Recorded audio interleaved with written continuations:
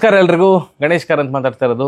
Janardhan sir ಕನ್ನಡಕನೇ ತರಲಿಲ್ಲ, tripod mobile ಎಲ್ಲ ಹಿಡ್ಕೊಂಡ್ಬಂದಿದ್ದೆ ಬೇರೆ ಕಡೆ, ಕನ್ನಡಕನೇ ತರಲಿಕ್ಕೆ ನೆನಪೋಯ್ತು. ಎನಿವೇಸ್ ಪರವಾಗಿಲ್ಲ, ಗಣೇಶ್ ಕಾರ್ ಅಂತಾಗೆ ಮಾತಾಡುವ, ಏನು ತಪ್ಪು ಅಲ್ವಾ? ನಿನ್ನೆಯ ಪಂದ್ಯದ ವಿಡಿಯೋ ನೋಡಿರ್ತೀರಿ ಅಂತ ಭಾವಿಸ್ಕೊಳ್ತೇನೆ. LSG ವರ್ಸಸ್ ಮುಂಬೈ, ಲಕ್ನೋದಲ್ಲಿ ಮ್ಯಾಚ್ ಇತ್ತು. ಫಸ್ಟ್ ಬ್ಯಾಟಿಂಗ್ ಮಾಡಿದಂಥ LSG 203 ರನ್ ಹೊಡಿತು. ಇವರು 13 ರನ್ನಿಂದ ಸೋತರು ಮುಂಬೈ. ನಿನ್ನೆ ವಿಡಿಯೋದಲ್ಲಿ ಏನು ಹೇಳಿದ್ದೆ, ತಿಲಕ್ ವರ್ಮಾ ಅವರಿಂದನೇ ಸೋತದ್ದು ಹಾಗೆ ಹೀಗೆ ಅಂತ. ನಾವು ನೋಡಿ, ಮ್ಯಾಚ್ ಮುಗಿದ ಕೂಡಲೇ ನಮಗೆ ಟೈಮು ಇರೋದಿಲ್ಲ ಅಷ್ಟು ಪರಾಮರ್ಶಿಸೋಕೆ, ಬೇರೆ ಎಲ್ಲ ವೀಡಿಯೋಗಳನ್ನು ನೋಡೋಕ್ಕೆ, ಎಕ್ಸ್ಪರ್ಟ್ಸ್ ಒಪಿನಿಯನ್ ಏನು ಹೇಳಿದ್ದಾರೆ ಅದೆಲ್ಲ ಟೈಮ್ ಇರೋದಿಲ್ಲ. ಮ್ಯಾಚ್ ಮುಗೀತು, ಟ್ರೈಪಾಡ್ ಇಡು, ಫೋನ್ ಅಲ್ಲೆಲ್ಲ ಇಡು, ಟಕ ಅಂತ ಸ್ಟಾರ್ಟ್ ಮಾಡು ವಿಡಿಯೋ, ಒನ್ ಟೆಕ್ಕಲ್ಲಿ ಮಾತಾಡ್ತಾ ಹೋಗು. ಸೊ ಮ್ಯಾಚ್ ಮುಗಿದ ಕೂಡಲೇ ನಮಗೇನು ಅನ್ನಿಸ್ತದೆ, ತಿಲಕ್ ವರ್ಮಾ ಅವರಿಂದನೇ ಸೋತದ್ದು, ಅವರು ರಿಟೈರ್ಡ್ ಔಟ್ ಆಗಿದ್ದು ಒಳ್ಳೇದಾಯಿತು, ಹಾಗೆ ಹೀಗೆ ಚಂದ ಆಡ್ತಿರಲ್ಲ ಹಾಗೆ ಹೀಗೆ ಅಂತ. ವಿಡಿಯೋ ಅಪ್ಲೋಡ್ ಮಾಡಿದ್ಮೇಲೆ, ಬೇರೆ ಎಲ್ಲ ಎಕ್ಸ್ಪರ್ಟ್ಸ್ ಇದು ವಿಡಿಯೋ ಎಲ್ಲ ನೋಡಿದ್ಮೇಲೆ ಒಂದು ಅನಿಸಿದ್ದು ಏನು ಅಂತಂದರೆ, ಎಸ್ ತಿಲಕ್ ವರ್ಮಾ ಅವ್ರು ಕೆಟ್ಟದಾಗಿ ಆಡಿದ್ರು, ಅದರಲ್ಲಿ ಡೌಟ್ ಇಲ್ಲ. ಈ ಚೇಸಿಂಗ್ ಟೈಮಲ್ಲಿ 23 ಬಾಲಿಗೆ 25 ರನ್ನು, ಮುಂಬೈ ಅಷ್ಟು ಚೇಸ್ ಮಾಡ್ತಿದ್ದು ಏನು 150 160 204 ರನ್ ಟಾರ್ಗೆಟ್ ಇರುವಾಗ ಅಷ್ಟು ಸೆಟ್ ಆಗಿರೋವಂಥ ಬ್ಯಾಟ್ಸ್ಮೆನ್ನು ಆಡಲೇಬೇಕಿತ್ತು. ಅವರು ಚೆನ್ನಾಗಿ ಆಡಲಿಲ್ಲ. ಒನ್ ಆಫ್ ದ ರೀಸನ್ಸ್ ಅವರು ಇರ್ತಾರೆ ಖಂಡಿತವಾಗಿ ಕೂಡ ಸೋಲಿಕ್ಕೆ. ಬಟ್ ಪಾಂಡ್ಯ ಅವರ ನಡವಳಿಕೆ ಅದು ಎಷ್ಟು ಕರೆಕ್ಟಾಗಿತ್ತು, ನನಗೆ ಅದನ್ನ ನಿನ್ನೆ ಯೋಚಿಸೋಕ್ಕೂ ಟೈಮ್ ಆಗಲಿಲ್ಲ ನನಗೆ. ನಾನು ಆ ಆ್ಯಂಗಲಿಂದ ಯೋಚಿಸಲೂ ಇಲ್ಲ. ಇವಾಗ ನೋಡಿ, ಲಾಸ್ಟ್ 2 ಓವರಿಗೆ 28 ರನ್ ಬೇಕಿತ್ತು ಮುಂಬೈಗೆ. ಸೊ ಲಾಸ್ಟ್ ಈ 19ನೇ ಓವರ್ ಹಾಕಲಿಕ್ಕೆ ಬಂದದ್ದು ಶಾರ್ದೂಲ್ ಠಾಕೂರ್ ಅವರಾಗಿತ್ತು. ಸೊ ಶಾರ್ದೂಲ್ ಠಾಕೂರ್ ಫಸ್ಟ್ 5 ಬಾಲಿಗೆ 5 ರನ್ ಬಿಟ್ಟು ಕೊಟ್ಟರು. ಸೊ ಅದರ ಅರ್ಥ ಏನು, ತಿಲಕ್ ವರ್ಮಾ ಅವರು ಕೂಡ ಸಿಂಗಲ್ ತೆಗಿತಾ ಇದ್ರು. ಆ ಕಡೆಯಿಂದ ಹಾರ್ದಿಕ್ ಪಾಂಡ್ಯ ಅವರಿಗೆ ಸ್ಟ್ರೈಕ್ ಸಿಕ್ಕಿದಾಗಲೂ ಅವರು ಏನು 4 ಅಥವಾ 6 ಅಥವಾ 2 ರನ್ ಓಡಲಿಲ್ಲ, ಅವರು ಕೂಡ ಸಿಂಗಲ್ಲೇ ತಗೊಳ್ತಾ ಇದ್ದದ್ದು. ಸೊ ಆ ಓವರಲ್ಲಿ ಇಬ್ಬರು ಒದ್ದಾಡಿದ್ದಾರೆ, ಹಾರ್ದಿಕ್ ಪಾಂಡ್ಯ ಅವರು ಒದ್ದಾಡಿದ್ದಾರೆ ಆ್ಯಂಡ್ ತಿಲಕ್ ವರ್ಮಾ ಅವರು ಒದ್ದಾಡಿದ್ದಾರೆ. ಹೌದು, ತಿಲಕ್ ವರ್ಮಾ ಅವರು ಸುಮಾರು ಹೊತ್ತಿಂದ ಬ್ಯಾಟಿಂಗ್ ನಡೆಸ್ತಾ ಇದ್ರು. ಆ್ಯಂಡ್ ಎಕ್ಸ್ಪರ್ಟು ನನಗೆ ತಿವಾರಿ, ಅವರ ಪೂರ್ತಿ ಹೆಸರು ನೆನಪೋಯ್ತು, I follow him on Instagram. ಎಷ್ಟು ಚೆನ್ನಾಗಿ ಮಾತಾಡಿದೆ ಅಂತಂದರೆ, ಈಗ ನೋಡಿ ನೀವು LSG ವಿರುದ್ಧದ DC ಪಂದ್ಯ, ಡೆಲ್ಲಿಯ ಪಂದ್ಯ ಏನಿತ್ತು ಅದರಲ್ಲಿ ಆಶುತೋಷ್ ಶರ್ಮಾ ಅವರು ಲಾಸ್ಟಿಗೆ 11 ಬಾಲಿಗೆ 46 ರನ್ ಚಚ್ಚಿದ್ರು. ಬಟ್ ಅದಕ್ಕಿಂತ ಮುಂಚೆ ಅವರು 20 ಬಾಲಿಗೆ 20 ರನ್ ಹೊಡೆದಿದ್ರು. ಅಂದರೆ ಅವರು ಕೂಡ ಸೆಟ್ ಆಗಿದ್ರು. ಲಾಸ್ಟಿಗೆ ಇನ್ನೇನು ಸೋತು ಬಿಡ್ತಾರೆ ಡೆಲ್ಲಿ ಅನ್ನೋ ಆ ಟೈಮಲ್ಲಿ 11 ಬಾಲಿಗೆ 46 ರನ್ ಡಮಾಡವ ಅಂತ ಹೊಡೆದು ಅವ್ರು ಹೀರೋ ಆಗಿ ಹೋದರು. ಸೊ 2 ಓವರ್ಗೆ ಏನು 28 ರನ್ ಬೇಕಿತ್ತಲ್ಲ, you never know, Tilak Varma ಅವರು ಲಾಸ್ಟ್ ಓವರಲ್ಲಿ ಬೀಯಿಂಗ್ ಅ ಪ್ರಾಪರ್ ಬ್ಯಾಟ್ಸ್ಮನ್ ಅವರು ವಿನ್ ಮಾಡಿಸಿ ಕೊಡ್ತಿದ್ರು ಏನೋ.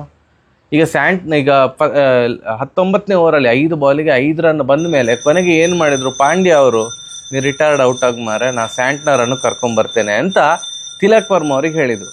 Any day any time as a batsmen, as a power hitter ಯಾರನ್ನು ಪ್ರಿಫರ್ ಮಾಡ್ತೀರಿ, ತಿಲಕ್ ವರ್ಮಾ ಅವ್ರನ್ನ ಸ್ಯಾಂಟ್ನರ್ ಅವರನ್ನು?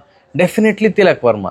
ಈಗ ಯಾವುದೋ ಡಗ್ಔಟಲ್ಲಿ ಸೂರ್ಯಕುಮಾರ್ ಯಾದವ್ ಕೂತಿದ್ದಾರೆ, ಟಿಮ್ ಡೇವಿಡ್ ಕೂತಿದ್ದಾರೆ, ಅಥವಾ ಯಾರಾದರೂ ಒಂಥರ ಪವರ್ಫುಲ್ ಹಿಟ್ಟರ್ ಕೂತಿದ್ದಾರೆ ಅಂತಿದ್ರೆ ಕರೆಕ್ಟ್, ನೀವು ರಿಟೈರ್ಡ್ ಔಟ್ ಆಗಿ ಅವ್ರು ಬಂದು ಪಂದ್ಯದ ಚಿತ್ರಣವನ್ನು ಬದಲಾಯಿಸ್ಬೋದು.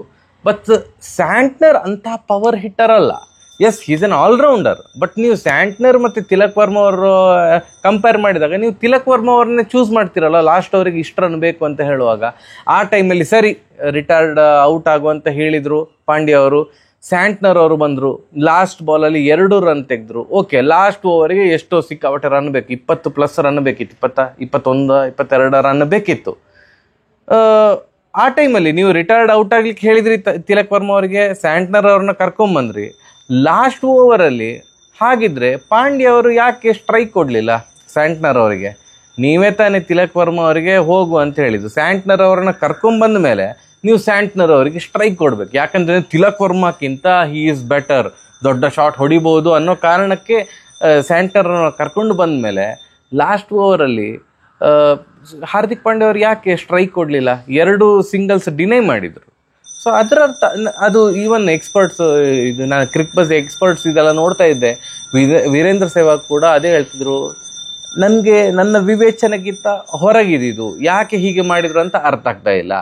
ನೀವು ತಿಲಕ್ ವರ್ಮಾ ಅವ್ರನ್ನ ಹೊರಗೆ ಕಳಿಸಿದ್ರಿ, ಸ್ಯಾಂಟ್ನರ್ ಅವ್ರನ್ನ ಕರ್ಕೊಂಬಂದ್ರಿ, ಸ್ಯಾಂಟ್ನರ್ ಅವರಿಗೆ ಸ್ಟ್ರೈಕೇ ಕೊಡ್ತಾ ಇಲ್ಲ ಅಂತಂದರೆ ತಿಲಕ್ ವರ್ಮಾ ಅವ್ರಿಗೆ ಯಾಕೆ ಹೋಗ್ಲಿಕ್ಕೆ ಹೇಳಿದ್ದು? ಆ್ಯಂಡ್ ಇನ್ನೊಂದು ಸೂಪರ್ ಆಗಿರೋವಂಥ ಒಂದು ಮಾತು ಹೇಳಿದರು, ಏನು ಅಂತಂದರೆ, ಏನು Tilak Varma being a left handed batsman, ಅವರಿಗೆ ಲೆಗ್ ಸೈಡ್ ಬೌಂಡ್ರಿ ಏನಿತ್ತು ಲಾಸ್ಟ್ ಓವರ್ ಇದು, ಅದು ಆ್ಯಕ್ಚುಲಿ ಚಿಕ್ಕ ಬೌಂಡ್ರಿ ಆಗಿತ್ತು. ಸೊ ಅವರಿಗೆ ಲೆಗ್ ಸೈಡ್ ಸಿಕ್ಸ್ ಹೊಡೆಯೋದು ಈಸಿ ಆಗ್ತಾ ಇತ್ತು. ಯು ನೆವರ್ ನೋ, ಎಲ್ಲಾರು ಸ್ಲಾಟಲ್ಲಿ ಬಾಲ್ ಹಾಕಿದ್ದಿದ್ರೆ ಆವೇಶ್ ಖಾನ್ ಅವರು, ತಿಲಕ್ ವರ್ಮಾ ಅವರು ಸಿಕ್ಸ್ ಎಲ್ಲ ಹೊಡೆದು ವಿನ್ ಮಾಡಿಸ್ತಿದ್ರೆ ಏನೋ. ಈಗ ಆ ಒಂದು ಬೆಳವಣಿಗೆಯಿಂದಾಗಿ ಅವರ ಕಾನ್ಫಿಡೆನ್ಸ್ ಸಿಕ್ಕಾಬಟ್ಟೆ ಲೋ ಆಗಿರ್ಬೋದು.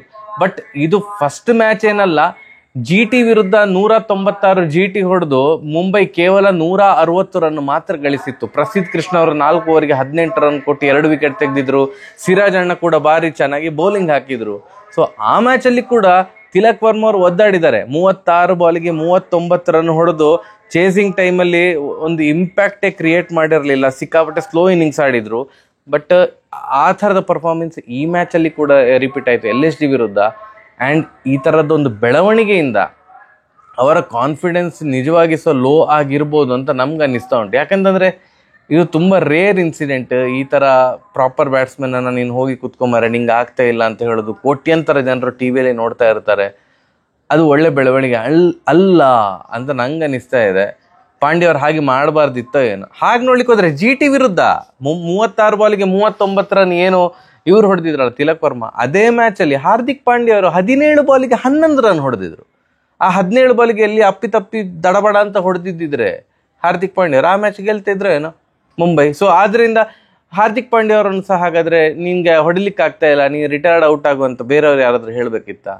ಸೊ ಈ ಥರದ ಇನ್ಸಿಡೆಂಟ್ ನೋಡಿದಾಗ ಇದು ಮುಂಬೈ ಇಂಡಿಯನ್ಸ್ಗೆ ಬ್ಯಾಡ್ ಆಗಿತ್ತು ಅಂತ ಅನ್ನಿಸ್ತಾ ಇದೆ. ನನಗೆ ನಿನ್ನೆ ಯೋಚನೆ ಮಾಡಲಿಕ್ಕೂ ನನಗೆ ಟೈಮ್ ಸಿಗಲಿಲ್ಲ. ನಾನು ಡೈರೆಕ್ಟಾಗಿ ಹೇಳಿದೆ ತಿಲಕ್ ವರ್ಮಾ ಅವರಿಂದ ಸೋತೋದು ಹಾಗೆ ಹೀಗೆ ಅಂತ. ಈಗ ಸಹ ಹೇಳ್ತೇನೆ, yes one of the reasons ಇರ್ಬೋದು. ಬಟ್ ಹಾರ್ದಿಕ್ ಪಾಂಡ್ಯ ಅವರು ಹಾಗೆ ಮಾಡಿದ್ದು ಎಷ್ಟರ ಮಟ್ಟಿಗೆ ಕರೆಕ್ಟು? ಈಗ ಸೋಲಿನ ಜವಾಬ್ದಾರಿ ಅವರೇ ಹೊತ್ತಿದ್ದಾರೆ, ಹಾರ್ದಿಕ್ ಪಾಂಡ್ಯ ಅವರೇ ತಗೊಂಡ್ರು, ಇಲ್ಲ I will take the responsibility ಅಂತ. ಬಟ್ ಏನೋ ಒಂದು ಸ್ವಲ್ಪ ನೋಡೋಕೆ ಅಜೀವ್ ಅಂತ ಅನಿಸ್ತಲ್ಲ, ಅಥವಾ ಈಗ ಥಿಂಕ್ ಮಾಡೋಕೆ ಅಜೀವ್ ಅಂತ ಅನಿಸ್ತದೆ. ಯಾಕೆ ಹಾಗೆ ಮಾಡಿದರು? ಸ್ಯಾಂಟ್ನರ್ ಅವರಿಗೆ ಸ್ಟ್ರೈಕ್ ಕೊಡು, ಸ್ಯಾಂಟ್ನರ್ ಅವರಿಗೂ ಸೈಕ್ ಆಗಿರ್ಬೋದು ಮಾರ್ರೆ. ನಾನು ಯಾಕೆ ಬಂದೆ ಮಾರ್ರೆ? ನಂಬರ್ 11 ಬ್ಯಾಟ್ಸ್ಮನ್ ಕರ್ಕೊಂಬರ್ಬೇಕಿತ್ತು, ಹೇಗೂ ಸ್ಟ್ರೈಕ್ ಅಂತೂ ಕೊಡೋದಿಲ್ಲಲ್ಲ, ನನ್ನನ್ನು ಯಾಕೆ ಕರೆದಂತ ಅನ್ನಿಸ್ಬೋದು. ಹೋಪ್ಫುಲಿ ಗೋಯಿಂಗ್ ಫಾರ್ವರ್ಡ್ ಬೇರೆ ಯಾವ ತಂಡಕ್ಕೆ ಸಹ ಈ ಥರದ ಒಂದು ಇನ್ಸಿಡೆಂಟಲ್ಲಿ ಆಗೋದು ಬೇಡ. ಮುಂಬೈಗೆ ಅಂತಲ್ಲ, ಯಾವ ತಂಡಕ್ಕೂ ಸಹ ಈ ಥರದ ಇನ್ಸಿಡೆಂಟಲ್ಲಿ ಆಗೋದು ಬೇಡ. ಆ್ಯಂಡ್ ಐ ಹೋಪ್ ನೆಕ್ಸ್ಟ್ ಮ್ಯಾಚಿಂದ ದಿಗ್ವೇಶ್ ಅವರು ಸ್ವಲ್ಪ ಸೆನ್ಸ್ ಇಟ್ಕೊಂಡು ಇರ್ತಾರೆ. ಮ್ಯಾನ್ ಆಫ್ ದ ಮ್ಯಾಚ್ ಬಂತು, ಅದೆಲ್ಲ ಬಂತು. ನಿನ್ನೆ ಪುನಃ ಅವರ ಮ್ಯಾಚ್ ಫೀ 50% ಈಗ ಫೈನ್ ಹಾಕಿದ್ದಾರೆ ಅವರಿಗೆ ಈ ಸೆಲೆಬ್ರೇಷನ್. ಅಂದರೆ ಎಂತ ಈ ಸೆಲೆಬ್ರೇಷನ್ ಅರ್ಥ ಎಂತ? ನಾನು 50% ತಗೋ ಸೈನ್ ಹಾಕಿದೆ, ನೀನೇ ಬರ್ಕೊಂತ ಆ ಥರ ಎಂತ ನಾನ್ ಸೆನ್ಸ್? ಅದು ಬೇಡ. ಒಂದ್ಸಲ ಫೈನ್ ಹಾಕಿದ್ಮೇಲೆ ಆ ಸೆಲೆಬ್ರೇಷನಿಗೆ ಫೈನ್ ಬಿದ್ದ ಮೇಲೆ ಮತ್ತೆ ಪುನಃ ಅದನ್ನು ರಿಪೀಟ್ ಮಾಡೋದು ಸೆನ್ಸ್ಲೆಸ್ ಅಂತ ನಂಗೆ ಅನ್ನಿಸ್ತಾ ಉಂಟು. Yes, man of the match ಸಿಕ್ಕಿತ್ತು, ಸೂಪರ್ ಬೌಲಿಂಗ್. ಬಟ್ ನೀವು 30 ಲಕ್ಷಕ್ಕೆ ಸೇಲ್ ಆದದ್ದು ಆಕ್ಷನಲ್ಲಿ. ಆ 30 ಲಕ್ಷದಲ್ಲಿ ಫಸ್ಟ್ ಮ್ಯಾಚ್ ಫೀದು 25% ಹೋಯಿತು. ಸೆಕೆಂಡ್ ಮ್ಯಾಚ್ ಫೀಯ 50% ಹೋಯಿತು. ಇದೇ ಥರ ಕಂಟಿನ್ಯೂ ಆದರೆ ಒಂದು 2 ಮ್ಯಾಚ್ ಬ್ಯಾನ್ ಆಗ್ತಾರೆ, ಮತ್ತು ಅವ್ರದ್ದು 30 ಲಕ್ಷ ಏನಿದೆಯಲ್ಲ ಅದು ಪೂರ್ತಿ ಖಾಲಿಯಾಗಿರ್ತದ ಅಂತ. ನಿಮ್ಮ ಫಸ್ಟ್ ಸೀಸನ್, ಇನ್ನೂ ತುಂಬ ವರ್ಷ ಕ್ರಿಕೆಟ್ ಆಡಲಿಕ್ಕೆ ಉಂಟು. You are a wonderful bowler. But ಸ್ವಲ್ಪ ಸೆನ್ಸ್ ಅಟ್ಲೀಸ್ಟ್ ಒಂದು LSG ಮ್ಯಾನೇಜ್ಮೆಂಟ್ ಆದರೂ ಹೇಳಬೇಕು. ಫಸ್ಟ್ ಮ್ಯಾಚಲ್ಲಿ 25% ಫೈನ್ ಬಿದ್ದ ಮೇಲೆ ಹೇಳಬೇಕು, ಅಣ್ಣ ನೀ ಚಂದ ಬೌಲಿಂಗ್ ಆಗ್ತಾ ಇದ್ದಿ, ಬೌಲಿಂಗ್ ಮೇಲೆ ಮಾತ್ರ ಕಾನ್ಸಂಟ್ರೇಟ್ ಮಾಡು, ನಾರ್ಮಲ್ ಸೆಲೆಬ್ರೇಷನ್ ಮಾಡು, ಅತಿರೇಕದ ಸೆಲೆಬ್ರೇಷನ್ ಬೇಡ ಅಂತ ಹೇಳಲಿಲ್ಲ ಅಂತ ಕಾಣ್ತದೆ. ಈಗ ಮತ್ತೆ ಪುನಃ ಫೈನ್ ಬಿತ್ತು. ಐ ಹೋಪ್ ಗೋಯಿಂಗ್ ಫಾರ್ವರ್ಡ್ ಆ ಸೆಲೆಬ್ರೇಷನ್ ಎಲ್ಲ ಬೇಡ. ಲಿಮಿಟ್ ಎಲ್ಲ ನಾರ್ಮಲ್ ಆಗಿ ಸೆಲೆಬ್ರೇಟ್ ಮಾಡ್ತಾರಲ್ಲ ಅದು ಮಾಡಿ, ಇದೆಲ್ಲ ಬೇಡ ಅಂತ ನನ್ನ ಒಂದು ಒಪಿನಿಯನ್. ನಿಮ್ಗೇನು ಅನಿಸಿತು ಕಮೆಂಟ್ ಸೆಕ್ಷನಲ್ಲಿ ತಿಳಿಸಿ. ನಾನು ಈ ಥರದ ವೀಡಿಯೋ ಮಾಡ್ತೇನೆ ಅಂತ ಕೂಡ ಅಂದ್ಕೊಂಡಿರಲಿಲ್ಲ, ಬಟ್ ನಿನ್ನೆ ನಾನು ಯೋಚಿಸಿರಲಿಲ್ಲ ಈ ಥರದ್ದು ಆ್ಯಂಗಲಿಂದೆಲ್ಲ. ಈಗ ಅನ್ನಿಸ್ತಾ ಇದೆ ಹಾರ್ದಿಕ್ ಪಾಂಡ್ಯ ಅವರು ಹಾಗೆ ಮಾಡಬಾರ್ದಿತ್ತು ಅಂತ ಅನ್ನಿಸ್ತಾ ಇದೆ. ನಿಮ್ಗೇನು ಅನಿಸಿತು ಕಮೆಂಟ್ ಸೆಕ್ಷನ್ ಸರಿಯಾಗಿರೋ ಬರುವ. ನಮಸ್ಕಾರ.